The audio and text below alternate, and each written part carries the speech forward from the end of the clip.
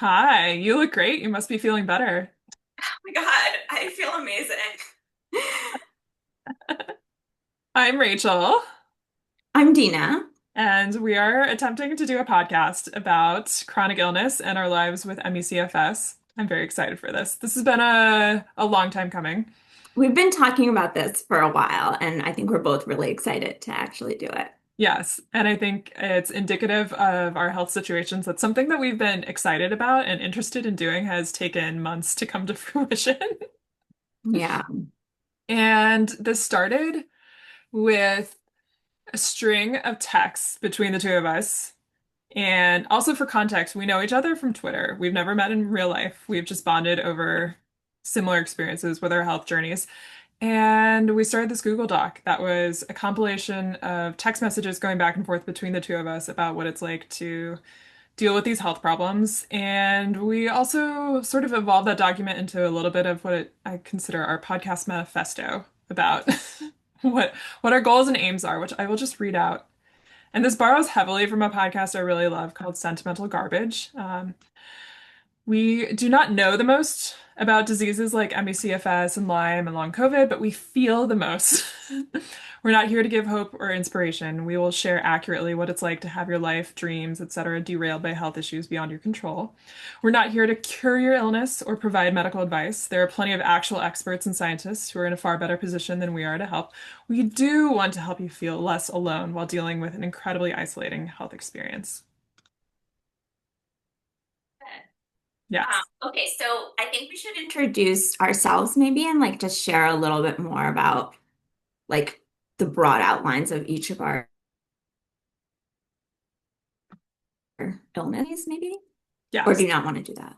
No, I think that sounds good. Your video froze just a second, but just to reiterate what you said, we're going to give a brief outline overview of our health issues. So, Dina, do you want to go first? How did you get here? Sure, yes, I will. I will tell the sad tale. I started having weird symptoms like fatigue and like cognitive problems and brain fog around 2010 when I was starting my last year of law school. It was super disorienting. I was really struggling. I ended up starting work a year later anyway. It was kind of a disaster. So basically, between 2010 and 2018, I was struggling with this like horrible fatigue and like brain fog and didn't really know what it was. So I was like kind of pushing through, I was limping along. Had moved to San Francisco for work, and got finally was like, okay, like I really need to figure out what's wrong with me. Like I was able to work part-time, but like with a lot of difficulty. Finally, I went to the Stanford Chronic Fatigue Clinic. Um, in Mountain View or whatever around there, got diagnosed with ME/CFS, which is the condition that we both have. Got bad enough that I had to leave my job, move back home with my parents, which is where I am now. So for the last 7 years, I've been here in Boston, um, living with my parents, trying a lot of experimental treatments, not working. And yeah, I guess that's pretty much it. And I'm a lawyer. I guess that was clear when I said Not I necessarily. I mean, you could have gone to went to law law school. school and done something totally Done something different different. Yeah, with your true. life, but yes. I think that's the basic story of, yeah. And I've met like various other ME patients online, and Rachel and I connected like, I don't know, maybe about a year ago, maybe less. Um, yeah, and it's been like really wonderful to get to know her. So I'm So good excited. to have a friend who Yes. gets it. Yes. My health catastrophe started in 2008. I was a junior in high school, and that spring I started having a ton of sinus infections, which was at the time I attributed to like allergies or whatever. I didn't really have any knowledge of complex chronic illnesses or lingering pathogens or viral persistence or anything. So at that point, I was just like, overachiever, need to push through, study for my AP exams, get done with finals, work on college applications, test prep, all that stuff was like occupying my mind space. I literally remember feeling like the biggest dilemma in my life at that point was what I was going to write my college admissions essay on, which is such a petty thing, but I think also captures the mindset of being a student at that point. The college admissions race was really intense, at least in the US, and the school I went to fostered a lot of feelings of competitiveness around like where you were going to school was going to define your life, and that your success as a human being was going to be predicated on getting accepted to a certain style of college. And so that was on my mind first and foremost. And when I started having fatigue and brain fog and just general frustration with my health, I didn't know what to do because it fell beyond all like my experience up till that point. So that summer I was backpacking in Colorado, and I remember the day we were supposed to summit, I just felt this insane, overwhelming fatigue. And at that point, like I was a cross country runner, I was in great shape. I attributed it to altitude sickness because I didn't know how else I was going to explain like why I just feel this intense fatigue. And the rest of the trip is a blur. I honestly don't remember because that was midway through the trip. I had a, 60 or 70 pound pack and I had to climb down a mountain with a group of people, and somehow I made it. But when I got back to Indiana, my health just steadily declined. I went from taking forever to recover from exercise, like from my cross country workouts, to not being able to get through my cross country workouts at all, to not even being able to attend school regularly. By I think Labor Day, I started missing school, and after that, I just went downhill. Every week it was like I got worse. But because I didn't know what was going on, I would push myself. And so I'd like go expend a bunch of energy visiting a college or studying for a test or putting a ton of work into a project or a paper or something I had to do. And then I would have nothing left in the tank. And I didn't have any way of understanding all this. Meanwhile, I'm going to doctor's appointments, I'm getting labs done. I know at some point somebody threw around chronic fatigue, but I didn't really know what that was. I definitely had not heard of ME or ME/CFS. But eventually in December, I got referred to a major medical center in the state, and the internal medicine doctor I was assigned to diagnosed me pretty quickly with chronic fatigue syndrome. And at that point, I knew of one person who had it. It was one of my mom's friends. She was much older and she had never recovered. But I think I had this like weird mix of kind of like defiance and delusion. Like, on the one hand, I felt like my life was ending because I had zero energy and I wasn't able to keep up with my classes and take my finals and do all the things should be doing as a senior in high school. But on the other hand, it felt like such a dumb diagnosis. And I was like, "Ugh, yeah, I know a lot of people don't recover from this, or my doctor says it might take a couple years to recover, but like, come on, I'm I smarter got than that. this. Like, Yeah. that's not gonna be me." And weirdly, I did have some decent improvement that spring. I basically blew off school, which is like questionable strategy. I think my doctor gave me some like graded exercise guidelines. She recommended that I start doing acupuncture, and she gave me melatonin to help me with my sleep. I didn't really try a ton of medications. I think I tried Cymbalta or something like that, and it messed with my sleep, so I didn't stay on it. But I think I tried magnesium and some B complex vitamins and stuff. Like, I didn't do a ton of like hardcore investigations. I was on antibiotics off and on for the sinus infections and stuff. But like by that summer, I was starting to do better. So I kind of was like, well, maybe I am like maybe this is gonna go well. And then crashed very shortly after that and had some degree of like sort of push crash cycles, and then it kind of steadied out to this variable but within a relatively predictable band of like I have never been able to get back to the point of like working full time and being active, but I'm also have not declined, think very grateful for this, to being like completely bedbound, housebound. Yeah, I mean, I think I similarly like I'm in a maybe similar zone. I'm not able to work at all. And I spend most of my time at home, but I am able to like occasionally, well, not even just occasionally, I will socialize probably like once a week. Hmm. Um, like on average, and be able to handle that, even though it will be really tiring and I'll need to like have recovery time afterwards. Um, so yeah, so kind of in this like I would say like moderate zone where like yeah, there's so I can't I like I use a wheelchair at that airport. I kind of feel weird admitting that, but I felt super um weird about registering for travel assistance the first time I did it. yeah. It It was was great. I mean it was like literally a game changer. Like I didn't do it for so long because I was uncomfortable and like yeah, like I can walk through an airport. It just like exhausts me like so much more than if I have a wheelchair access. Um, so yeah, when I first did it, I was like, this is amazing. And also I feel weird because like, you just feel like you just feel like self-conscious or like I felt self-conscious about it. So Yeah, I assume everyone would be looking at me like, who's this healthy 20 something or now 30 something girl in a wheelchair? I don't think anyone noticed.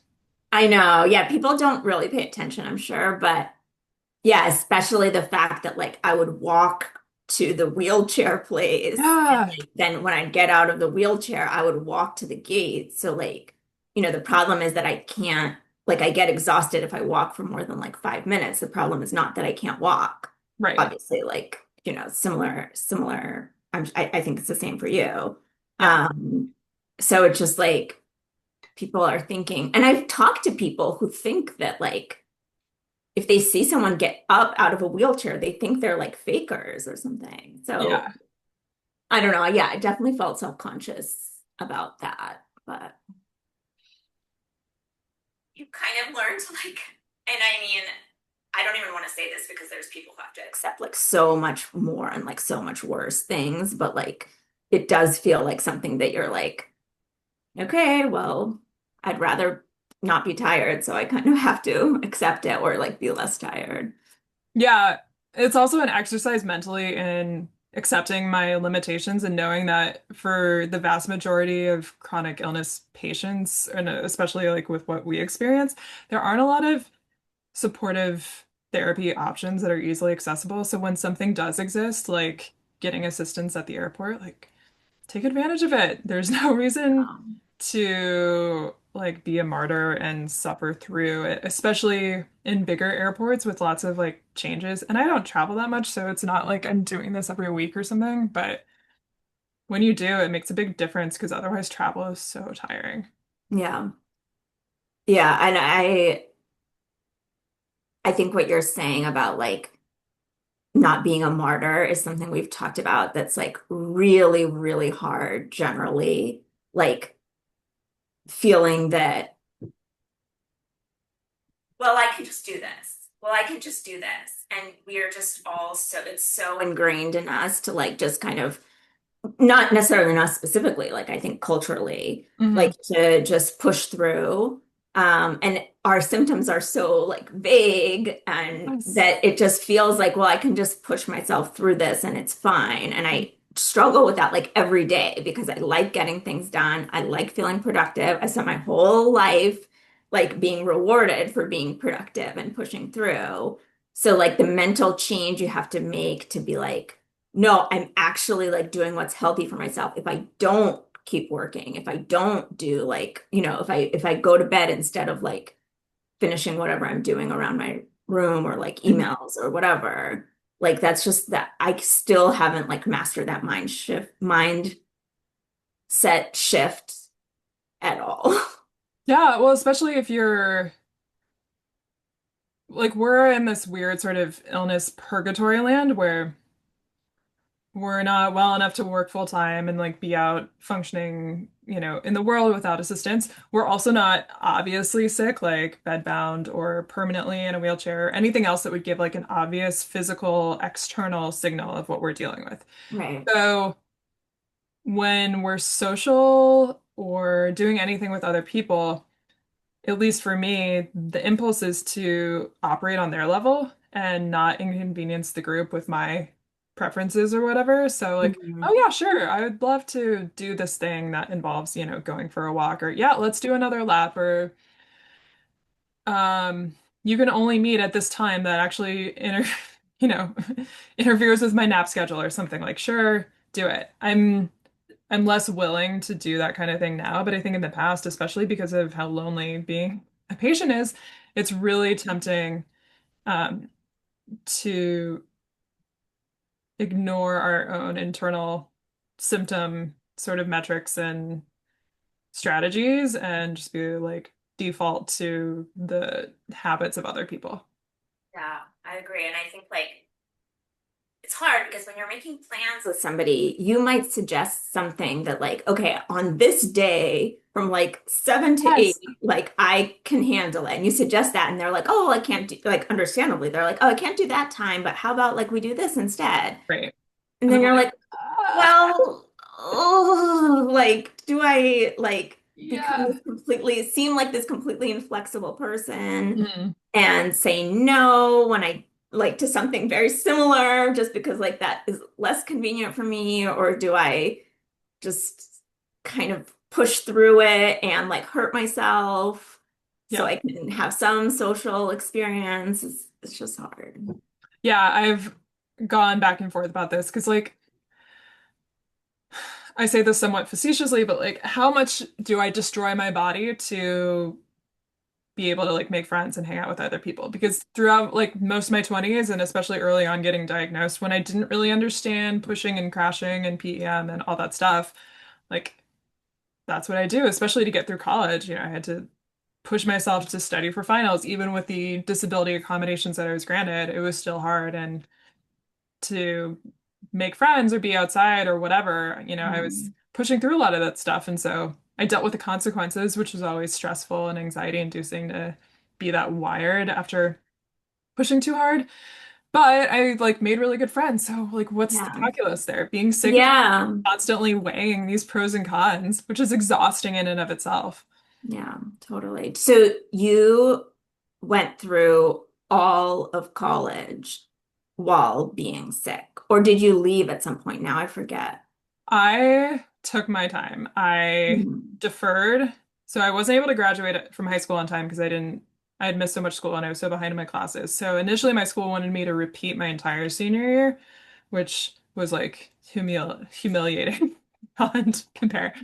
Mhm. So I only made it a semester though, because I had gotten my health had gone downhill so badly by that winter time. And at that point, I was like, I did better in the summer and worse in the winter. So I was like, maybe I need to be in Mhm. like a warmer climate.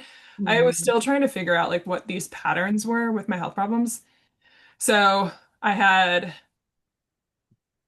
plenty of time off before I started college. I went for a year as a full-time student, and then I dropped back to only one class per semester for at first in person and then online.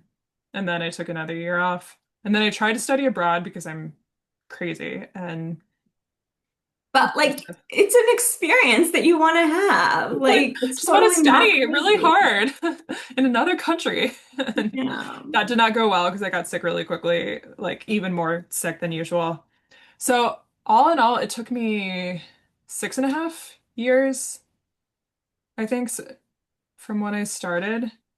So it was a bunch of bouncing back and forth between being in school, being there in person, being doing online classes, living with my parents, being on campus, and then finally I got it done. And I remember this feeling of like, okay, I worked really hard to get to this point, and now what do I do? Because like, no one's gonna hire me. Like, I can't work full time. I thought I was gonna, like many wayward students, no offense, I was gonna go to law school, but like, Mhm.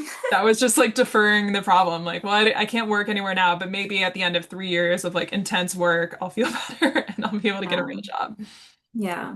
I mean, that makes sense though, because like there is a feeling for so long. I feel like in the beginning of the Mm. illness, or like not even beginning, but like for several years where you're like, oh, well, I'm gonna get like it'll take like I'm gonna get better. Yeah. Yeah. Like yeah, like you're kind of you're like, okay, like, I'll try treatments. Like, when I left my job, I was like, oh, I'll take 6 months off and I'll get Yeah. lots of rest and then I'll get better. Or like, okay, some of these treatments might take like a year or two.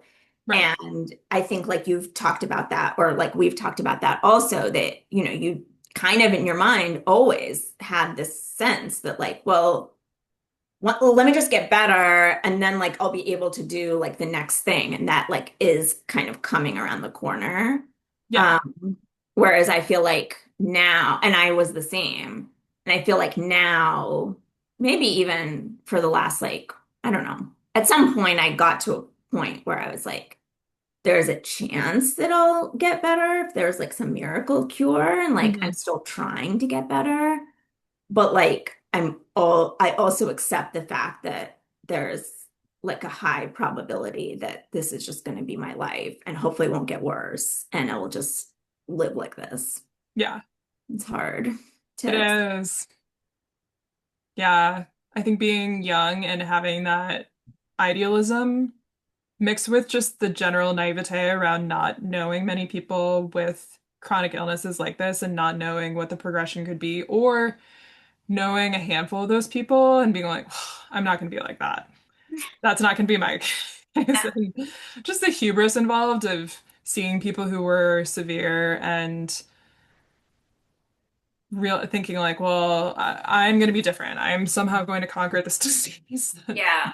I mean, so few especially people I have. think seeing people who are like, I've had this for like 30 years or Yeah. 40 years. I was like, no, Yeah. that I That's not can't going to be me. do that. I'm But going to be which different.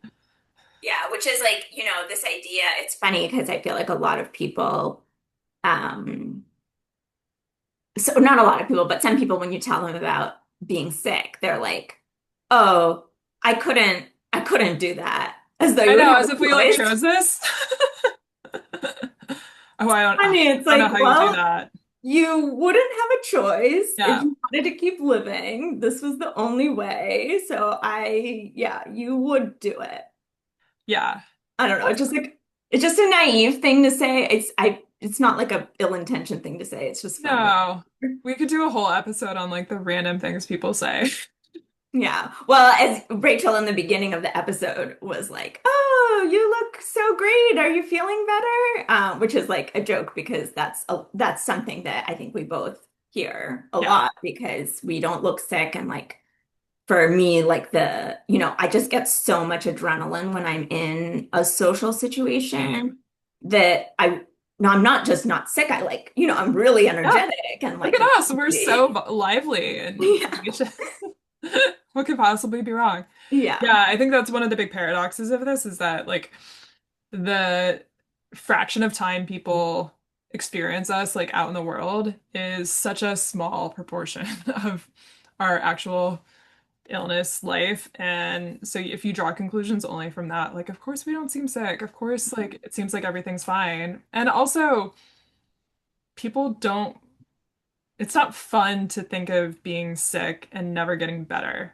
That's not like a pleasant thought to have. And so if you talk to people about your health issues, I think they want to know that there's something that's going well. Like, okay, but you're getting better. You should keep trying new things. Like, or that if you adopt a certain kind of mindset that's going to drive your outcome with your health. Like, oh, well, don't think about you're not going to be like that. You're not going to be one of those people that is sick for 30 years or whatever. And they act like it's a admission of defeat or something if I'm like, well, that's not really in my control. Like that's not something I can I can really affect.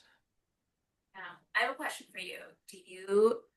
Because I feel like people struggle with this. Do you prefer, like with friends and stuff, for people to always ask how you're doing, or for people to like not bring it up as much? Because I know I have friends who like they don't know whether to, they're like don't want to seem like they don't care, so they Yeah. want to ask, but then like they know it's kind of like a depressing topic, like for Yeah. me also, so they don't want to like focus on it, I guess. And I don't really know what I prefer, I guess, but I'm curious what your thoughts are. Like, do you like when people kind of ask you how you're doing? That's such a good question. I don't know if I've ever actually thought about this. my view of friendship is that I have like the inner ring with whom it's like we share whatever, and I don't like I'm not going to judge you for complaining or whatever. Like tell me about your life, and if things are going poorly for you, share it with abandon. Like don't censor yourself. Hmm. So with that group of people, I don't care. Like I'll share freely and sometimes provoked and sometimes unprovoked. Like it doesn't matter. I think my bigger struggles are with the broader world of people who are more like those like second and third layer acquaintances where Hmm. half the time I don't even talk about it. I don't even think those people know I'm sick or they think maybe I had that thing in high school and they just assumed I got over it or whatever. And sometimes I wish I had a press release that I could just like walk around with. That would be like, Hmm. yeah, I'm still sick. I'm still here. Trying my Hmm. hardest, but haven't had much luck. Carry on, kind of thing. But I think what I have found is that, and it's often people who have some experience with long COVID or some other weird, uncommon health issue, is that if we are being social, they will be like, hey, just want to check in. How are you doing? Like, how's your energy? Hmm. And that goes a long way because it's like, okay, we're 30 minutes, 60 minutes into chatting, having a drink or whatever, and they're just like, hey, just wanted to check in. Like, you want to continue? You want to bow out? They're giving you an easy way to be like, yeah, I'm kind of fading. I need to call it a night before I really crash. Or no, I feel great. Let's keep going. Yeah, that's really nice. That's really nice when Hmm. people do that. I mean, and you're absolutely right. There are people who, for whatever reason, are just able to like be more aware Yeah. of your condition. And I don't expect that. And sometimes like, I do feel like ultimately like it's my job to monitor that, but it is really nice Hmm. when people do that. I agree. Um, I think like one thing that we kind of handle differently is I'm like, I think to a way like too much degree, I overshare about being sick.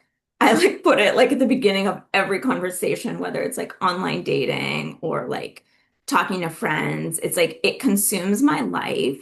And I don't know how to, I'm not good at like presenting things in a certain way. Like it's just if I'm thinking something or feeling something, I will just say it. Yeah. So I'm like constantly rambling about like my health issues in like potentially Not rambling. inappropriate contexts. But like, and I feel like you're more like thoughtful about not always like centering it in conversations, like whether it's dating or like in other contexts, like you're not like, hey, I'm sick. Right, but the downside of that is I'm giving the like polished PR version, which isn't always the truth necessarily, or I'm just not talking about it because it hasn't come up yet. Because, of course, like this random person I just met hasn't asked me specifically if I have a chronic illness. But Right. there's probably a happy medium that would be Yeah, like totally. good for us. I feel I have benefited from your perspective because I've learned the importance of being upfront with these things because the way I generally have viewed my health problems in the past is it's something that's like very shameful that like nobody is going to want to deal with. And I need to like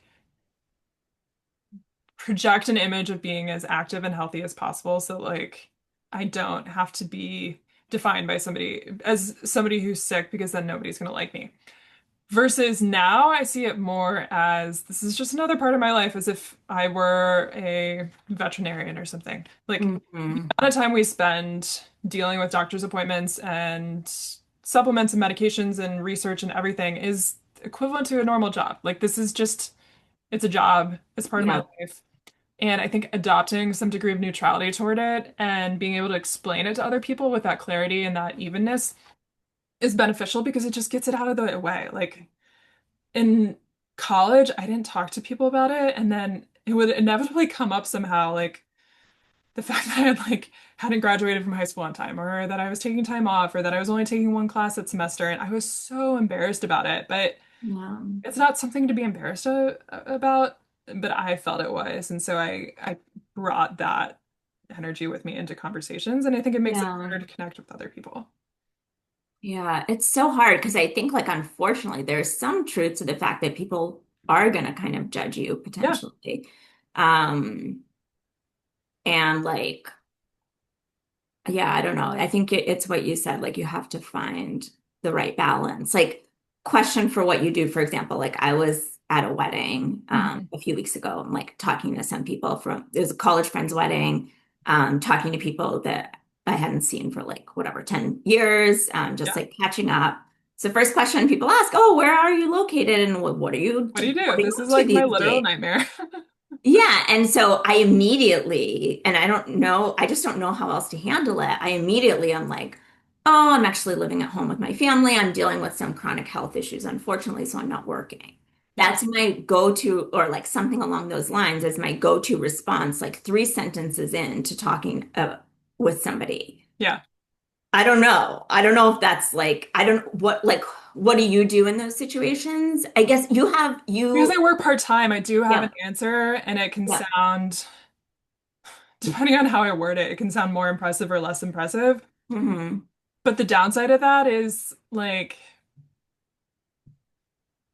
I want to, I can describe the circumstances I'm in, which is like I live with my parents and I work part-time, and I can talk about my life in a way that does not give any hint whatsoever about my health problems. Hmm.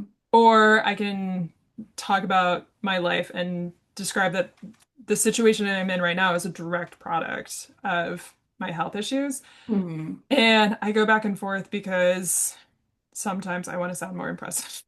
And Hmm. Yeah. I don't have a good idea how to do that. The other issue I run into is because I am more moderate and I am able to be somewhat active if I do pace myself. I'm trying to like gauge how do I concisely explain that like yes, I can occasionally go sailing or play pickleball periodically or something. Hmm. But that doesn't mean that I can do all these other things. Hmm. And that's the problem I've run into. And I think that's why I'm leaning more toward your theory of talking to Hmm. people because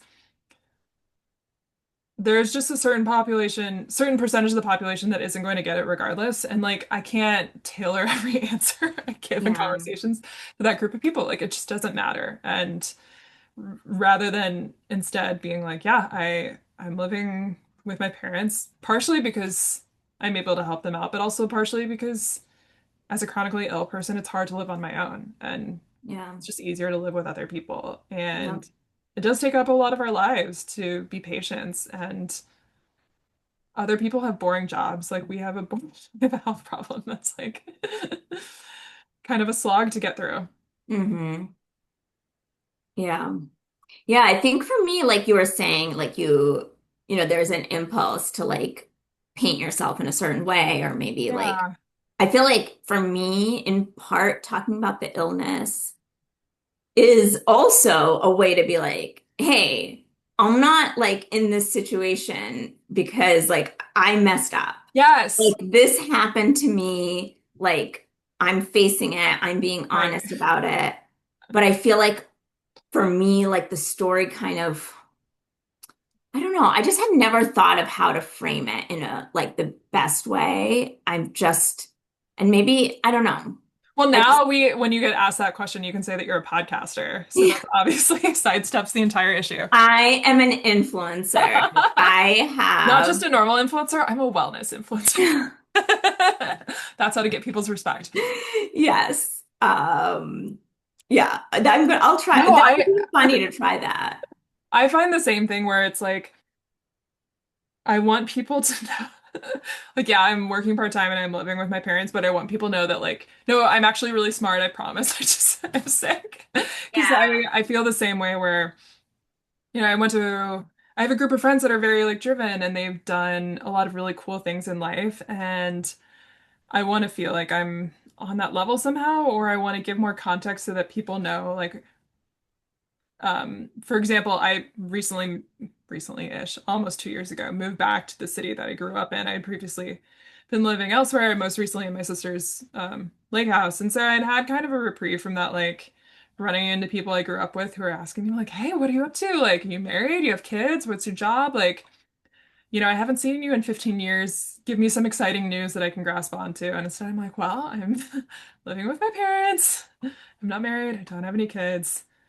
And yeah, I feel that same, like, yeah, I'm still sick. Like, that's why I'm here. Yeah. Yeah, it's hard. I mean, like two things of that. Like I think we've talked about like, when your friends are like have like these really rich full lives and are really accomplished and you're like, oh, like I could have been there. Like I personally I feel It's like going to be zero. me. Yeah. Like I genuinely like don't get jealous. Like I genuinely feel like very happy for my friends that are like doing great. Hmm. But it's more just this feeling of like I could have been there too. Yeah. Like I'm thrilled that your life is like this. And also like I could have been there. So I feel like that's hard. But also like this idea that like, yeah, people don't know what you're capable of because you never got a chance to really show them. I know. And I think that's the biggest issue for my own self-confidence is that, like, I don't have that stuff to look back on and, like, say with definitive, like, yes, I accomplished that thing. Most of my life has been defined, like, the entirety of my adult life has been defined and consumed by this health issues. And so even though I've had like momentary um periods where I'm doing well in school or whatever, it never translated to the like concrete success that I was looking for to validate myself. On the other hand, that's just like part of the human condition. We're always searching for something to like give ourselves meaning and feel significant and Right. whatever. So it's not like I can blame my health problems for that. But Yeah. it's hard to gain traction in a career when your health problems are so inconsistent because my energy comes and fits and starts. And so I didn't get to like start out on a path and see myself progress and like gain expertise. And now I just have this like yearning where like I wish I had that like subject matter expertise, which is such a nerdy thing to like long for in life, but just that feeling that like there's some accumulated wisdom or perspective or niche subject matter that Yeah. I can share and be valuable on beyond podcasting, obviously. I mean, we're going to be like podcast We're pros. Everyone's going to come to us for advice. massive influencers. We're gonna have so many conflicts of interest with brands reaching out to us. It's gonna be great to have your legal expertise. Yeah. And I'm especially an expert in brand. Influencer law. You'll know we've made it when we start selling out and shilling like random wellness products. Yeah. If we ever tell you to buy something, don't listen to Yeah, if there's a watch it. Next sponsor. episode, it's gonna be like, hey, I have this great product. Yeah. Oh, it's been a good conversation. Yeah, we covered a lot and also there's like a million more things to cover. Like I feel like Yeah. we could go on and on and on if we didn't have. The Google Doc will continue to grow with our thoughts. Yes, And also definitely. hopefully with our, huge audience reach. We'll Absolutely. suggesting topics, but this has been so fun to talk to you. It's always really what is the word I'm searching for? It's total brain fog. It's really meaningful to connect with somebody who's had a similar experience to what I'm going through, not just with the health stuff, but just also what is it like to be a young adult and get older, watch our friends move on, move forward with their lives while we're just sitting there. Yeah, I feel the same way. I just am so glad that we found each other and became friends. I think like with it's been so like valuable for me to have friends who are dealing with the same thing. Yeah. Just because like there's so much that you can relate to and it's just like, yeah. Whereas Yeah. like so many things like you say or like other friends with me say, I'm just like, yeah, of course. Yeah. And there's just not that obviously with people who aren't going through it, but also like with you in particular, I just feel like we have like a fun, Kindred spirits. yeah, kindred spirits and like I don't know, I really respect like how you think through things. So, Thank you. That's very kind of you. I appreciate it. And hopefully, we are providing another outlet. I think there are a lot of different media forms depending on how your illness manifests between like some people are better with just like listening to things, some people like watching videos, some people want to read, but providing more outlets for people to not feel so lonely and isolated as patients because it just feels like the world moves on without you. yeah. Yeah, and We're still if here. anyone's watching, comment, Like, tell us what subscribe. you I don't want know what the to things hear are. about. Yeah, DM us with how great you think we are. Compliments Yeah, only. comment, but only positive things. If you have anything negative, say, we don't want to hear it. Don't No, we bring don't need that. that in Don't our bring that lives. energy here. All right. Well, until next time, hopefully we'll do this regularly. This has been a great conversation as always. Sounds Talk to you good. soon. Bye. Bye.